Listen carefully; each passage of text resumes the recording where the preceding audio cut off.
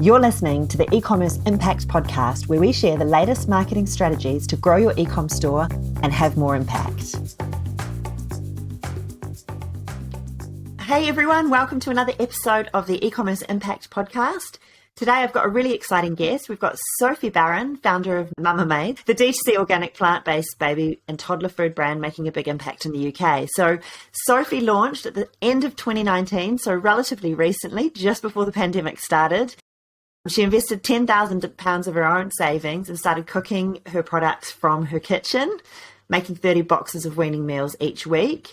Fast forward today, Mamamade now cooks 12,000 meals a week from a 2,000 square foot kitchen, and they've built up a parenting community of 60,000. So it's an amazing success story, and I'm super excited to dig into how Sophie got there. So Sophie, welcome to the podcast. Thank you for inviting me on, Jessie.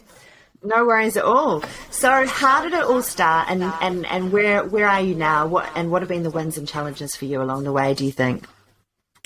So it was a very sort of organic process, I guess. Like, I never set out to start Mamamade as you see it today. It was really just, I had just had my daughter and I was introducing solids, and I couldn't believe that there wasn't really a better convenience product. The products on the shelves were these very highly processed, shelf stable, you didn't really know what was in them, these pouches basically. And I just felt like there must be a better way to kind of offer convenience that is as good as homemade. So I just started from my kitchen, kind of playing around with different recipes, and yeah, it sort of grew organically over social, I guess. I was just kind of posting a bit more, and then it kind of took off from there. And so, yeah, I started in my kitchen, and then in, I guess, about January 2020, there was a shift away from that into more of like an e-commerce subscription model. And yeah, the pandemic was a really nice sort of tailwind, I guess, that pushed things forward, ultimately raised a round of external investment, and now kind of it's taken on the form that you see today as Mamamade. Sure. So when you started, it was really that classic story of seeing a problem and wanting to solve it and believing that you could create a product that, you know, like filled a gap in the market. Had it been the dream of yours to have your own business and you were waiting for that product idea to come along, or was it really just wanting to solve the problem for parents that drove you to launch the business? Yeah, I mean, I definitely never sort of harbored any entrepreneurial dreams, but I, looking back, can see how different decisions I made over time kind of built up, I suppose, the skill set that allows you to kind of have that confidence to be an entrepreneur. So I've sort of have taken lots of risks in my life. I've always been very independent. But I guess professionally, I never really knew what I wanted to do. I had a very kind of like jumping around background. Like I majored in college in foreign languages. I lived abroad for a period. I was working at Vogue in New York as the right hand to the editor at large there. I thought maybe I'd go to law school. I went to do a master's. I ended up as head of operations for this tech company. Like my CV made no sense, and I had no idea what I wanted to do. And I thought maybe, okay, like I've always wanted to have kids. Maybe actually being a mother is my calling. And then I had my baby, and I was like, actually, like, this is not for me either. Like, I need something that is like a bit more stimulating in my day to day. Anyway, so I guess I never really wanted to be an entrepreneur, but I did feel very strongly when I had my daughter that there should be something better out there, both in terms of the product, but also from a brand perspective. I wasn't finding anything out there. And so, yeah, I just started it from my kitchen. But again, the ambition wasn't to be anywhere near where, you know, the ambitions we have for the brand now. It was literally just like, okay, I've got all this time because I'm on maternity leave and I don't really know how to spend it. So I'm just going to have this as like a project. And it's been kind of cool to see how it's taken off. Yeah, amazing. And you mentioned like some early success on Instagram, which is interesting because I think maybe any advice you give about Instagram, you know, 4 years ago or 3 years ago, maybe won't be valid now. But I'd love to hear about that early marketing and what kind of strategies and tactics you used to raise awareness of what you were doing. Yeah, exactly. I mean, Instagram's changed so much as a platform in the, 3-4 years. So I don't think I would necessarily have had the same success now, maybe on TikTok. But anyway, I think it's funny, like, I didn't think of what I was doing as marketing, but I understand it now to have been marketing. And that was really just using the platform for what it was built for, which is to be social. So I remember like feeling really shy initially to like comment on people's posts, but then you realize you kind of need to engage with people's content, and then they get to know you, and then you kind of build these weird relationships with people you've never met, but you feel like you know them because you're connected over Instagram. And so it was really that way that I built up, I guess, a bit of a following, also connecting with some of the more influencers, celebrity moms, just that way, like organically introducing myself over DM, really kind of doubling down on that whole social part of it, which didn't come naturally to me. Like I'm a very shy person by nature, just a little bit antisocial. Like I'm not a very like bubbly, outgoing person. But yeah, I really set myself that challenge to use the platform to its full reason, I guess, for existing, and it has paid off. Yeah, amazing. So the early days was that your main marketing channel, or did you kind of fly around the place, or, stand outside? I mean, obviously it was 2019, but pre-pandemic, you could have done anything. But once the pandemic hit, was it mostly just Instagram that you were using? At what point did you launch paid ads, for instance? It was entirely Instagram and organic posting. And then, through Instagram, I might have met people who said, oh, would you come do a weaning workshop? And so then I was doing a bit of in-person kind of things. But again, it wasn't like a marketing strategy. It was like, I've got this product. I want people to know about the product. Where are people? They're on my phone. So I'm going to do it over online. And then, with the pandemic, really just allowing kind of social media to do its thing. Paid ads, I guess we had done sort of like sprints of paid ads. So maybe like a month at a time or 2 months at a time. It was never really like a core part of the strategy. And to be honest, we just never really felt like the payoff. We couldn't work out the kind of money side of it at the earlier stages. Like it seemed a lot more worthwhile to be gifting a lot of product and putting our money out that way and getting people. But again, when you're really small, you can kind of get away with that. It's obviously when you need to then scale it up to a larger audience that paid really comes in handy. And we only really started with paid as like a proper strategic, like well done, thought out thing. I guess it's been a few months now. Up until that point, it's been like sprints of it and mostly feeling like this isn't working for us. Interesting. So even in the sort of 2020, like mid 2020, you weren't particularly like focused on ads, or it wasn't particularly working for you guys? Because that was when ads seemed to work like crazy for everyone. During the pandemic, I guess we were boosting posts, which counts as ads, but we weren't running really ads like, funnels built out like we've got now and anything like that. It was really organic, social, and influencer marketing did a lot for us during the pandemic.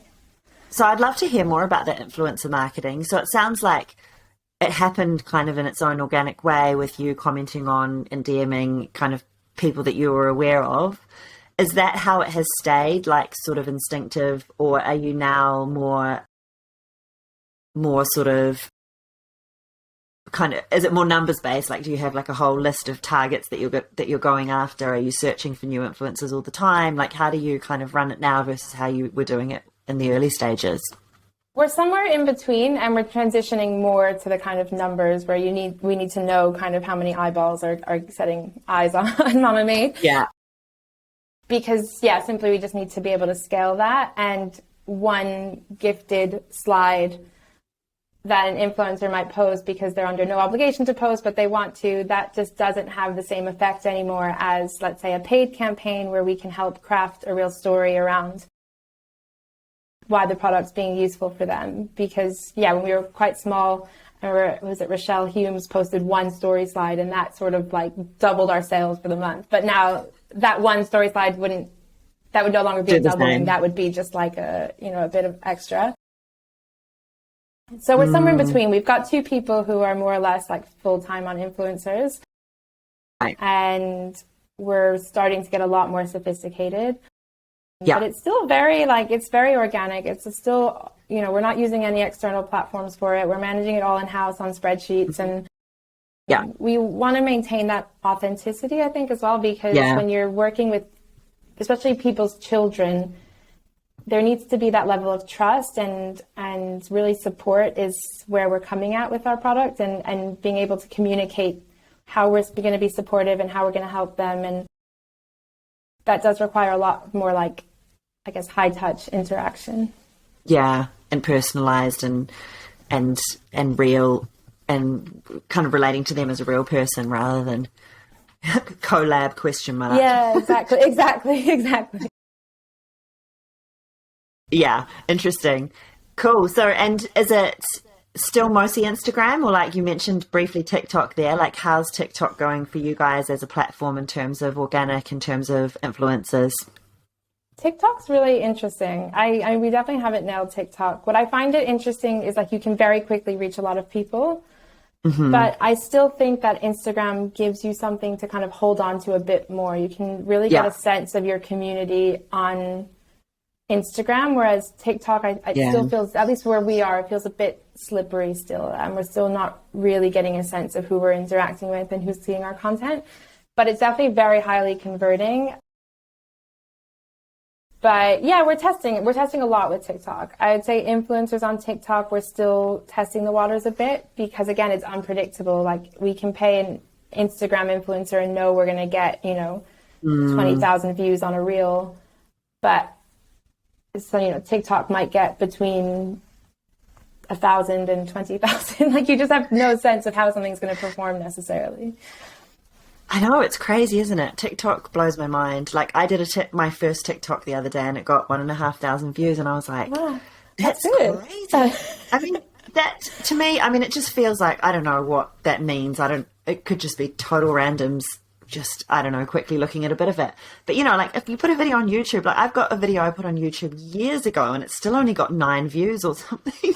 It's of my friend in Ibiza. It's just this funny video, but, like, it's just an interesting platform in the sense that, like, it gives random people who join up coverage. So, and again, I guess influencers on there get coverage sometimes, but sometimes not. So that must be really tricky to work with, I can imagine. We do find the fees tend to be lower on TikTok, I guess, as a result. Yeah.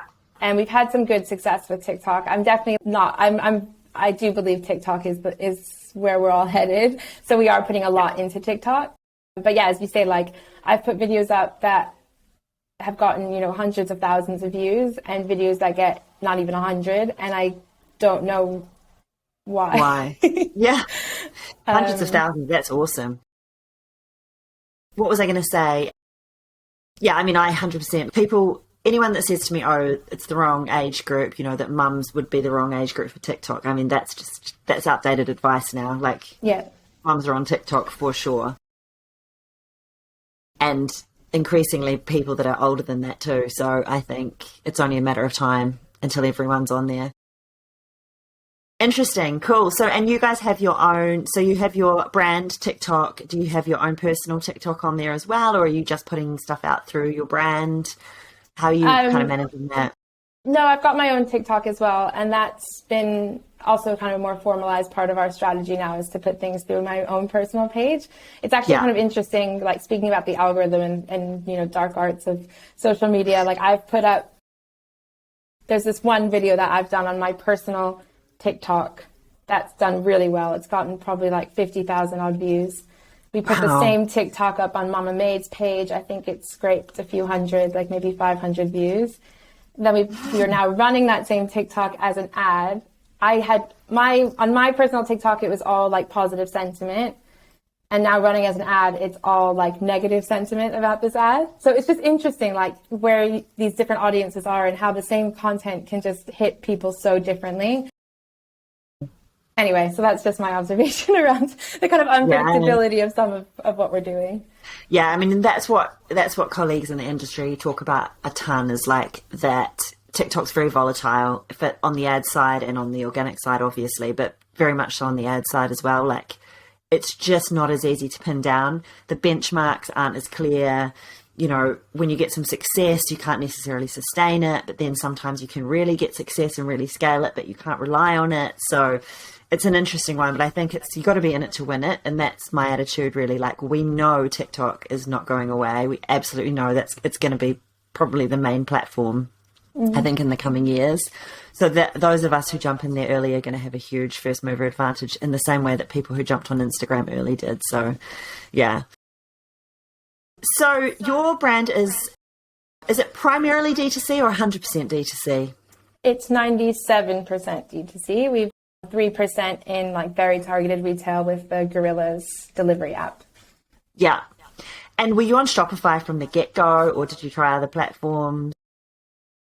At the very beginning, I did a Squarespace website, and I don't remember. I think I was just doing a lot of research, and it just came up that Shopify is really the way to power online stores. I mean, again, this was probably about 3.5 years ago or something, 4 years ago even. Yeah. So Shopify has exploded over the pandemic, but I think it was still a bit like semi-unknown to most people, let's say like myself. I had to find it through like... Yeah, not in the D2C e-com world. Then, like, for me, I still listen to a lot of podcasts, and Squarespace did such an amazing job of advertising on podcasts. I think everyone kind of knew the brand really well. Yeah, and you could be forgiven for thinking that it was the brand, the place to launch your website. But I think for e-com, it's not the greatest platform, in my view anyway. No, and as soon as I launched Shopify, like, find the front end was a bit tricky. You couldn't get as beautiful a storefront. Yeah. But yeah, what you could see in the back end was incredible. So we've been on Shopify. We're still on Shopify. As we're scaling, we will stay on Shopify, but probably move to like a headless, where the front end is our own kind of environment, but it's still powered by Shopify. Yeah. Yeah, that's quite a common approach these days as well, isn't it? Cool. So what surprised you most about, delving into this world of e-com and running an e-com store? Like, was there anything that kind of really was unexpected about running this type of business that surprised you, or Yeah, I guess I didn't go into it with any knowledge about what I was doing. So everything is sort of a surprise. But I think what still continually surprises me is how much of a numbers game it is. Like, what you realizing that the kind of game of it is to, one, be driving people to your website, and then be making as many tweaks as possible to optimize the conversion rate of your website. Like, I don't even think I knew what a conversion rate was when I started. Like, that wasn't something that even entered into my head. Yeah. And just seeing how even 2% change in the conversion rate, minor tweaks, can have such an effect on sales. That still blows my mind, honestly. We're constantly facing those improvements because, once you figure out how to kind of drive people to your site, then it's just a numbers game. Yeah, totally agree. Yeah, and every little tweak, like you say, makes the difference to the overall return on ad spend number. And as we find now with ads getting more and more expensive, it's more and more important that the average order value is as high as possible, the conversion rate is as high as possible, in order to make the cost of acquisition justified. And then the repeat purchase rate for you, that would be important, or the subscription rate and how long they stay subscribed, the LTV. All of those numbers are just so important in this cutthroat world that is now e-com. Yeah. What do you feel is the biggest challenge you're facing in terms of your marketing and how you're tackling it? Something that's been coming up, again, referring to that TikTok video that we're running now as an ad across TikTok and Facebook that's getting loads of negative kind of sentiment around it, I think, is figuring out how best to communicate how we offer support without making parents feel sort of shamed or guilted, because that is something that's been picked up on in some of our messaging, and that certainly was never the intent of what we want to be doing. We're always trying to just explain how we can be adding value, but parenting is such a sensitive topic, obviously. It's so personal, and no one wants to be made to feel like their choices have been wrong up until this point. So I think that's something that we are constantly thinking about, is how can we best actually communicate the support that we offer without making people feel judged for their choices up until this point. Because you'd be surprised, things that we kind of look at these ads and we're like, we didn't read that in this, but people are reading that in this. So, and the best way, I guess, to get around it is just to listen to what people are saying and then see what are they responding to, using their words to then market the product.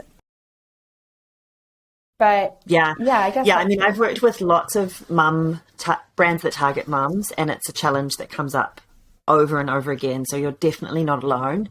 Oh, that's It's like, reassuring. yeah, mums feel, and I empathize with it because I am a mum. Like, it's just so easy to feel triggered that you're doing it wrong. And like, it's interesting. Your podcast is called "Am I Doing It Right?" Like, that is, I guess, that overwhelming feeling of being a mum is that you feel like you're always doing it wrong. So if an ad or a brand feels like it's telling you that, you feel triggered, and then the keyboard warrior comes out. But yeah, it's something that we've had to kind of figure out, is because the fundamentals of marketing, the kind of first principles are you kind of agitate the pain point. That's how you make someone then want to buy something. And agitating the pain point around parenting is kind of not okay. So we have to find different mechanisms for making showing how the brand helps without offending people. I think it is a really interesting challenge that you've got, but it seems like for the most part you've found ways around it, which is great. So in terms of your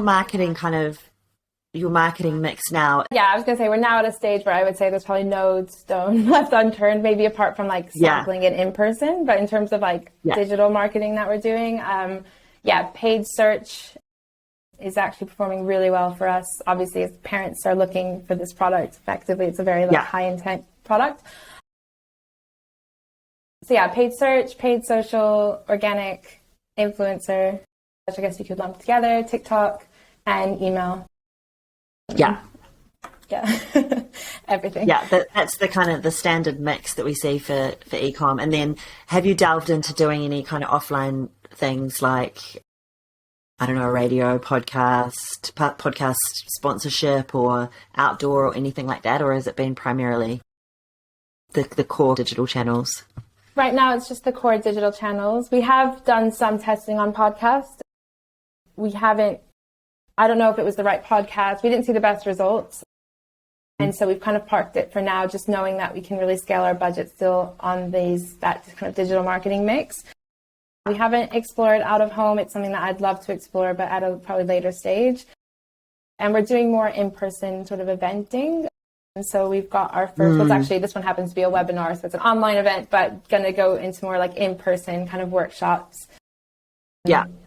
Now that we can again. Yeah, exactly. So just making the most of that and meeting people face to face. Obviously, you don't meet as many in a room as when you're running a Facebook ad, but we're going to try those as well. Yeah, interesting. And you recently got investment, and was a crowdfund campaign, was it? Yeah, so it was a mix of angels, so individual people investing in us directly, and then we did an allocation on Cedars.com, which was a big crowdfund, and it was like an incredible marketing campaign for the brand. Yeah, it was incredible. I mean, I wanted to do it because we obviously have this community, and people had been reaching out to us saying, are you raising money? Like, can we invest? And what's brilliant about Cedars is that you can invest for as little as I think it was 11 or 12 pounds. And so being able to open it up to our community in that way, where no matter what their income was or what they would be able to, they could basically own a piece of Mamamade. So we had customers come in for 12 pounds. We had customers come in for 50,000 pounds, and to have that range of people. So ultimately, I think it was over 300 investors. We raised about 800,000 pounds. It's amazing. And would you do it again, that process, like in terms of the marketing of the investment round, and getting it out there? Was it quite a big undertaking? Yes, I would definitely do it again when I have the energy. But it was a huge project. Our project plan was pages and pages long. Yeah. But it was so worth it. It was an incredible activation for us. Yeah. It just created such a nice buzz around the brand. It was a really great way to kind of engage our audience, engage the community. And for us, it was a completely positive experience. That's awesome. That's so cool to hear. Yeah, I love that. Being a brand that's kind of for mothers and for parents, and then allowing them to kind of have a piece of the brand and feel even more part of it, just feels like such a great fit for you guys. So that actually brings me quite nicely to my next question, which was around the community. So you don't actually just sell products. What you're kind of offering is a much more kind of holistic offering of community and support. So do you want to talk a bit more about that and how that came about and why that's been successful? So I think one of the main things when I first had my daughter and then when I was weaning was that I wasn't meeting anybody else who was saying like, actually, I'm finding this hard. And in fact, I was sort of meeting more people who were kind of like, why are you finding this so difficult? Kind of like that was, yeah, I just remember like I trying to like confide in someone that, oh, like, you know, weaning is a pain. I can't keep up with it. And the answer was like, oh, you just like batch cook a ton on a Sunday night. And it's like, well, I don't have the like mental bandwidth to be cooking on a Sunday night. Like I was back at work at this point as well. And I wasn't really meeting anybody who was back at work around 6 months. And so it kind of just was me wanting to find out, am I the only crazy person here who wants a convenience product? Am I the only person here who's not home cooking? And so again, yeah, like connecting people on social, like having those interactions over Instagram and being able to really connect with people who got it and get it. And so still having those conversations with, you know, people in the community who are writing saying like, thank you, like you've made my return to work so much easier. You know, I'm the weight off my shoulders and that's who this is for. And so being able to connect with people like that and people who are just not afraid to say, actually, I'm finding this hard and I'm happy to have the help. Yeah. It really lends itself nicely to creating these connections. So I don't think community is something you can strive for, certainly. Like I wanted to find people to connect with over this, but you can't force it. Like those connections have to come about quite organically. So community growth is one that's kind of, it's a funny one because we'd love to be able to kind of like optimize, you know, like let's set targets for it. But at a certain point, it needs to just come organically. Yeah. And where does your community sit in terms of platform and how do you kind of organize the community? So at the most part, it's still over email and Instagram. So what we're going to be doing more of is kind of online eventing, again, as I mentioned, in-person eventing, and then splitting out into like chat groups, so WhatsApp groups, and Instagram DM groups. And then ultimately, our ambitions, you know, is much bigger to build something like a digital app or some place where it can all be under one roof. But for now, just getting the kind of proof of concept and ways to interact over existing platforms. Yeah. Awesome. What advice do you have for people just getting started in e-com that are kind of launching a brand, thinking back to advising yourself in 2019? I guess, yeah, just start it. Like use the tools available out there. And when you think about marketing your product, think about why someone would want this product. And then ultimately, you want to be driving traffic to your website. I think that was a piece that I was missing for a while. I just thought like, oh, let me put this product up here on Instagram and like let people see how amazing it is. But now there's so many tools kind of ingrained in Instagram and TikTok to get people very quickly to buy. And so, yeah, thinking about those funnels, how are you getting people to actually purchase? Yeah. Yeah. Cool. And has there been any moment in your business where it all, like that precarious moment when it felt like this is not going to work or we're just going to fail? Or has it always been kind of bobbing along okay? No, of course not. Of course, there's been moments of, are we going to fail? I think part of it has to do with the fact that we're still manufacturing everything ourselves. So we've got our own facility, which means we store everything ourselves in terms of raw ingredients, raw packaging. Then we make all the food, we pack all the food, we store all the food. And so when we grow kind of faster than, let's say, like the model indicates, which has happened now twice, we've kind of had crazy months.